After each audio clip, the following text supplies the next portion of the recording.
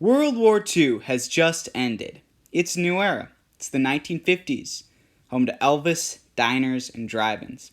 Plus, everyone wants to get back to the American dream, unite with their families, get jobs, and a nice house. The concept of freedom and the American dream went along with wanting more space, so the birth of suburbs began. Instead of living in the tight confines of the inner city, you could now live right outside the city and commute in. More and more people began to move to the clean, new, sprawling suburbs. This is where William J. Levitt came in. Who, you might ask? Well, he was the architect and developer behind the design of the modern suburbs.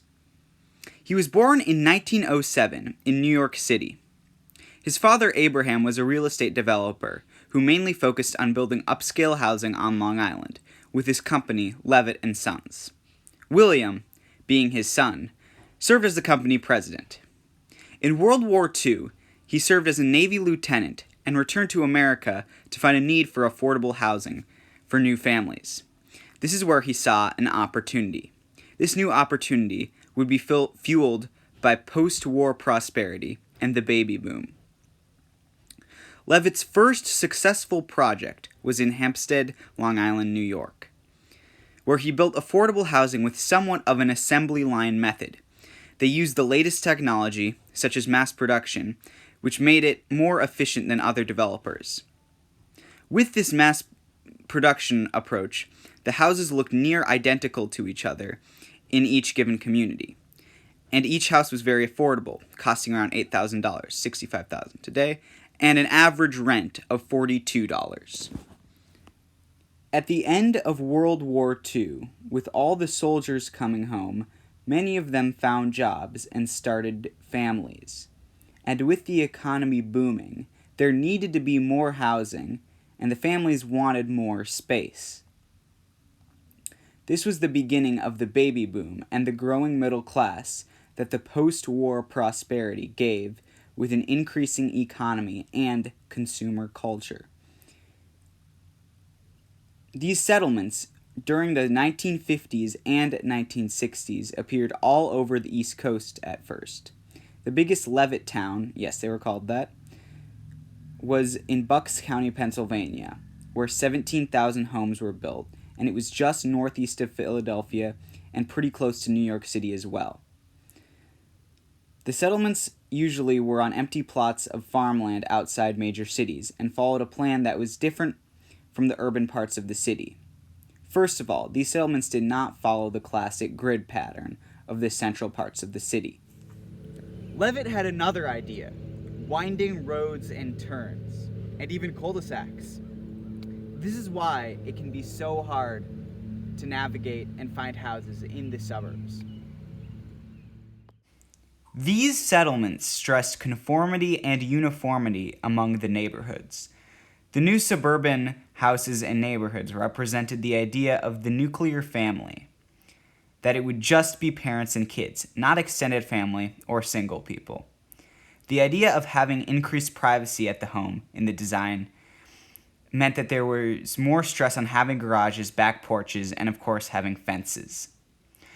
The suburban share of the population was 19.5% in 1940, and with Levitt and his company, it jumped all the way to 30.7% in 1960.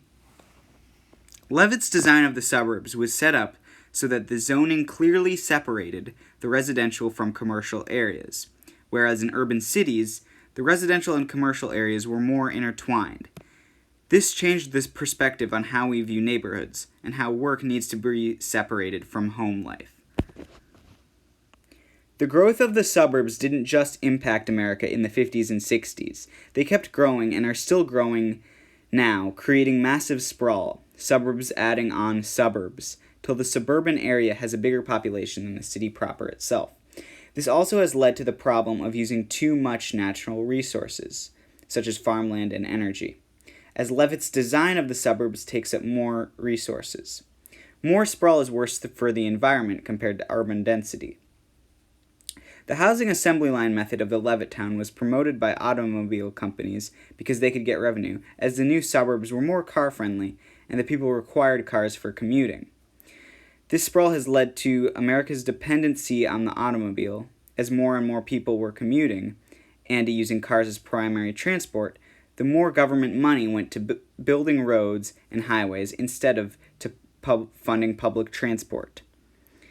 Traveling by car ended up being the preferred mode of transport starting in the 50s, partially thanks to Levitt and his suburbs. A negative impact was that in many of Levitt's suburbs, they refused to integrate, meaning it was mainly white people moving to the suburbs, and the effects of institutionalized segregation is still seen today and has led the mark on a city/suburban divide. It is still seen today in many American cities, creating a socioeconomic and racial divide we still see today. Levitt's suburban design is still happening today, even here in Northfield. As you can see, with the uniform design and the curved streets, it reflects Levitt's idea of the suburbs of the 1950s.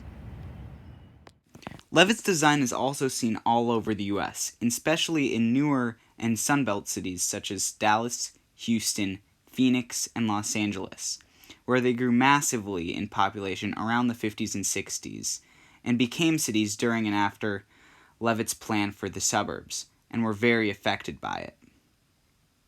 This is in contrast to older East Coast cities, such as New York and Boston, where their suburbs follow a format much more similar to cities, like the grid pattern.